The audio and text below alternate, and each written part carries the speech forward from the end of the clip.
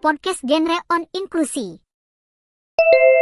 Halo semuanya, selamat datang di podcast Genre on Inklusi, tempat kita ngobrol santai tapi bermakna mengenai hal-hal yang sering kita alami tapi jarang dibahas secara mendalam.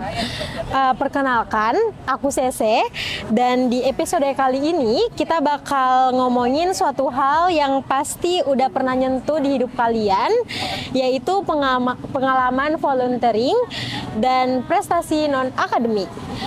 Sebenarnya seberdampak apa sih kegiatan-kegiatan itu di dalam hidup kita? Cuma buat CV aja atau ada hal yang lebih sekedar dari penghargaan?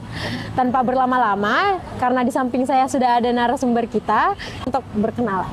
Oke, halo semuanya, salam kenal, aku Nini dari Fakultas Matematika dan Ilmu Pengetahuan Alam, jurusan Biologi di Universitas Hasanuddin, dan juga saya salah satu pengurus di Forum Genre Sulawesi Selatan, dan juga aktif di beberapa organisasi dan juga komunitas di luar kampus. Oke, halo Kak Nini. Ya, halo Kak Sese. Pertanyaannya, seberapa berdampak sih menurut Kak Nini kegiatan-kegiatan seperti volunteering atau prestasi non-akademik? Oke, jadi pertama mungkin kita kupas di bagian volunteering ya Kak. Jadi kalau di volunteering itu sebenarnya banyak sekali dampak yang bisa kita dapat. Yang paling nyata sebenarnya itu bagaimana hal itu tuh bisa mengembangkan salah satu soft skill dan bahkan juga hard skill yang kita miliki. Selain itu mungkin juga yang bisa kita lihat, kita bisa mendapatkan yang namanya sertifikat ataupun mungkin yang bisa kita cantumkan di dalam CV yang tadi kakak mention di awal. Nah selain itu, selain kita bisa bergabung di sosial, sebenarnya bergabung di komunitas itu menjadi salah satu amal kebaikan juga, yang dimana kita bisa berdampak langsung ke sosial dan tentunya itu akan berpengaruh bagaimana kehidupan kita dalam sehari-hari. Nah, kalau kita bahas tentang non-akademik, ya banyak sekali seperti lomba-lomba yang bahkan mungkin dilaksanakan langsung oleh kampus atau juga lomba-lomba yang dilaksanakan oleh dinas-dinas tertentu seperti dinas pendidikan, pariwisata, dan sebagainya, yang dimana hal itu menjadi hal yang sangat cocok sebenarnya untuk mahasiswa untuk mengisi waktu luang, karena di situ kita bisa melihat bagaimana kita bisa mengembangkan yang namanya soft skill tadi, yang dimana kita tidak dapatkan di bangku kuliah. Nah, sebagai mahasiswa sebenarnya hal yang perlu kita kembangkan itu bukan hanya dari hard skill, tapi dari soft skill juga, seperti mengikuti volunteering tadi, kita mengikuti organisasi, dan juga kita mengikuti perlombaan ataupun lomba-lomba yang berbasis non-akademik gitu.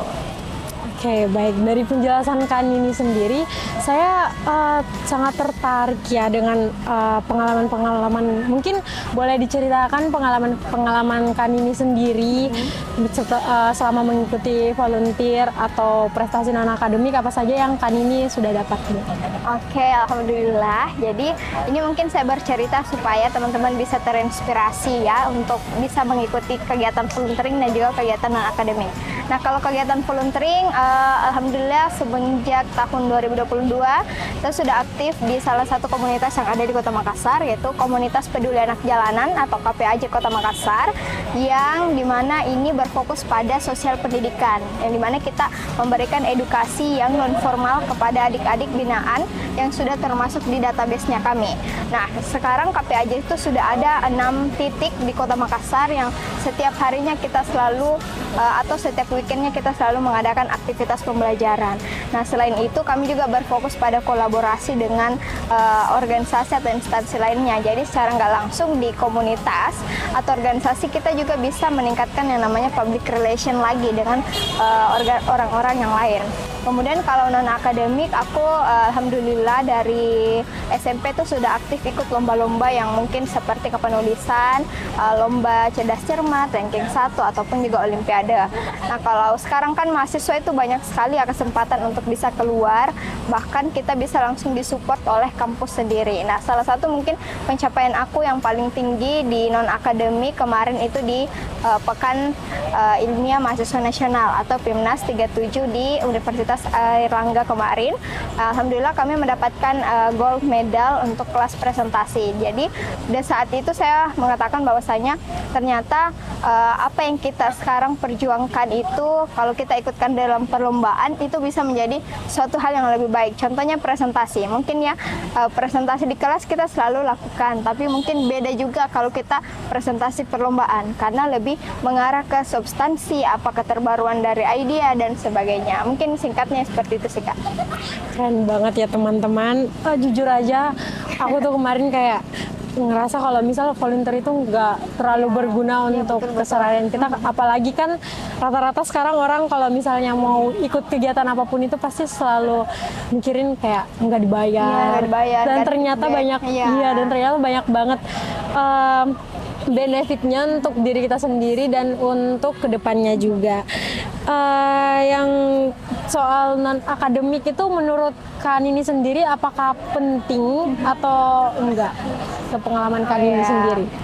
Non akademik itu kalau dari aku sangat-sangat penting karena ternyata di dunia kampus yang perlu kita tunjang itu bukan hanya dari segi akademiknya tapi juga non akademik, dimana nanti setelah kita mungkin selesai ya menjadi seorang fresh graduate, hal yang paling diperhatikan juga kan adalah salah satu CV. Di CV itu kan ada pengalaman organisasi, pengalaman volunteering juga, bahkan pengabdian yang pernah kita lakukan itu banyak sekali. Bahkan beasiswa-beasiswa yang terbuka juga itu biasa menanyakan apakah pernah mengikuti proyek sosial ataupun pengabdian. Jadi menurut aku kegiatan selain akademik itu penting sekali, yaitu non akademik.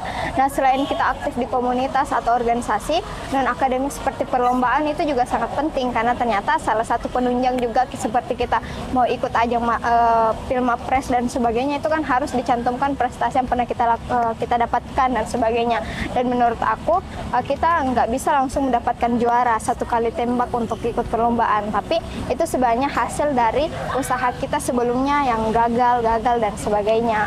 Dulu aku juga sering gagal sebelum mengikuti perlombaan ataupun pada saat perlombaan itu banyak sekali struggle yang aku alami. Tapi ternyata hal itu membuat saya belajar bahwasanya kegagalan itu bisa menjadi suatu proses perjalanan yang bisa mengantarkan kita pada kesuksesan untuk lomba-lomba dan sebagainya. Jadi kalau dari aku perjalanan non akademik bagi mahasiswa itu sangat penting, tapi bukan hanya untuk mahasiswa tapi juga untuk mungkin siswa yang masih SMA. Kalau misalkan bisa ikut perlombaan, gas aja sih menurut aku. Oke Kak Nini, kalau tadi ini kita bahas, kita menyinggung soal CV. Kan kalau misal prestasi non akademik itu pasti ujung-ujungnya untuk kebutuhan CV. Apakah menurut Kak Nini itu prestasi non akademik untuk kebutuhan CV aja atau ada hal lain yang sekedar penghargaan? Oke, menarik. Sebenarnya non akademik itu bukan hanya kita bisa masukkan di CV Kak, tapi selain dari itu kita bisa meningkatkan yang namanya kualitas public speaking kita apabila kita mengikuti perlombaan yang mungkin ada presentasinya.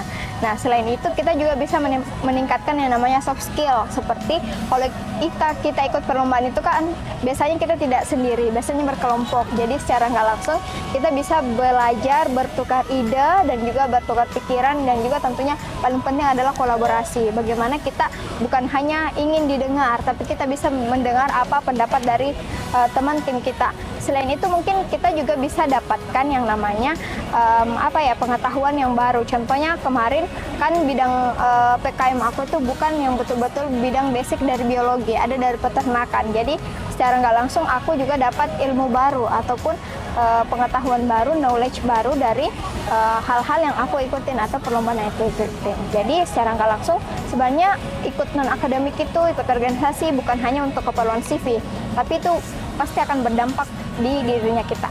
Seperti itu. Oke, sangat menarik ya Kak Nini. Jadi bukan hanya untuk CV doang, tapi kita bakalan ketemu orang-orang baru, kenal orang baru, dan dapat pengalaman-pengalaman baru juga yang pastinya tentu menarik. Dan selain itu juga kita bisa dapat relasi baru, teman-teman baru dari berbagai fakultas. Sangat menarik ya Kak. Kita juga jadi tahu passion kita itu gimana, kita bisa lebih mengembangkan diri kita. Jadi prestasi non akademik dan volunteering itu sangat-sangat membantu kita untuk kedepannya. Kalau boleh tahu nih Kak Nini, volunteering apa aja yang pernah Kak Nini ikutin, dan apa sih yang jadi kesusahan kan ini kemarin waktu ikutin volunteering? Oke, jadi kalau volunteering itu sebenarnya aku sudah ada beberapa, tapi mungkin ini yang secara kontinu aku lakuin itu ada yang saya mention di awal itu adalah komunitas peduli anak jalanan tadi atau KPAJ Kota Makassar. Itu menjadi salah satu komunitas yang pertama kali aku ikutin semenjak aku menjadi mahasiswa baru di Unhas, karena aku langsung melihat ketimpangan yang ada. Kalau di kota itu ternyata banyak sekali orang-orang yang mungkin pendidikannya tinggi, tapi ternyata masih ada anak-anak yang mungkin bahkan untuk bersekolah pun saja susah. Nah, sebenarnya salah satu kesulitan di awal itu karena sebagai mahasiswa baru kan itu biasanya kami sulit untuk beradaptasi, kayak mau pilih organisasi ini apakah cocok atau apakah ada feedback yang berarti untuk kita ataupun tidak ada. Jadi di awal itu betul-betul aku coba untuk pilih dan pilih organisasi atau komunitas yang sekiranya aku bisa ikutin. Makanya dari situ aku juga melihat bagaimana perjalanan salah satu senior aku di KPAJ. Aku lihat bagaimana proses pembelajarannya, apa aktivitasnya. Nah, dari situ aku mulai tertarik nih untuk ikut KPAJ. Selain itu aku juga ikut ke komunitas yang foundernya itu Karisel Diwajo. Saya ikut teman baik tak. Saya sebagai coach di sana, jadi cukup membagikan beberapa kisah inspiratif atau perjalanan yang saya lalui semenjak semester 1 sampai semester 6 sebagai mahasiswa aktif di Universitas Hasanuddin. Gitu sih, Kak. Dari yang Kak Nini jelasin, ini soal KPAJ. Iya. KPAJ sendiri tuh Kak Nini kenalnya dari mana dan cara untuk masuk KPAJ sendiri tuh bagaimana? Siapa tahu dari teman-teman ada yang mau join juga, Kak. Oke, sebenarnya aku tahu KPAJ itu dari salah satu senior aku. Itu aku lihat bagaimana aktiviti kesehariannya di KPAJ dan aku mulai tertarik dan aku coba kepoin Instagramnya. Nah, kebetulan sekali itu lagi coming soon untuk oprek waktu itu. Jadi aku mulai selalu pantengin Instagram KPAJ. Nah, aku coba karena aku percaya bahwa kita tidak bisa bergabung di salah satu tempat kalau memang kita tidak mau berproses di dalamnya. Makanya setiap proses rekrutmen aku lalui dan juga aku hadapi dengan baik, dimulai dengan kayak tahap pemberkasan, administrasi, bahkan ada wawancara dan bahkan ada pelatihan volunteernya, Kak. Jadi betul-betul kita dilatih untuk sebelum terjun ke lapangan gitu. Jadi kemudian kalau sekarang itu sebenarnya KPAJ lagi oprek dan sementara ini sudah pengumuman administrasi. Jadi mungkin lain kali teman-teman boleh join di KPAJ dan boleh lihat juga aktivitasnya di Instagram KPAJ Makassar. Dan sebenarnya juga selain KPAJ yang ada di Kota Makassar, banyak sekali komunitas yang menurut aku itu berkembang di sosial pendidikan juga. Ada yang memang yang khusus ke memerhatikan anak-anak penyandang disabilitas atau penderita kanker. Itu kan banyak sekali komunitas yang bergerak di sana. Bahkan ternyata ada juga komunitas yang betul-betul memerhatikan kesehatan ataupun organisasi yang seperti organisasi-organisasi kesehatan gitu. Jadi menurut aku di luar sana tuh teman-teman banyak banget organisasi ataupun komunitas yang sekiranya teman-teman boleh lihat nih yang mana teman-teman cocok dan sukai dan passionate kayak di sana. Gitu. Mungkin yang terakhir ya, Kak, suka duka Kak Nini sendiri selama mengikuti volunteer atau prestasi yang lomba-lomba non akademik sendiri itu apa, Kak? Oke, kalau kita berbicara soal suka dan duka, tentunya setiap perjalanan ada ya, Kak. Mungkin aku bahas dulu dari segi volunteer. Kalau suka duka di volunteer itu yang pertama mungkin karena berbasis volunteer, jadi kita memang betul-betul mendedikasikan waktu dengan ikhlas. Jadi nggak ada gaji dan sebagainya. Dan itu memang pure untuk kita mau mengabdi atau kita mau jadi relawan di sana. Tantangan lainnya juga itu di awal-awal itu aku sulit membagi waktu karena aku dari Saintek juga yang punya praktikum, lab dan sebagainya.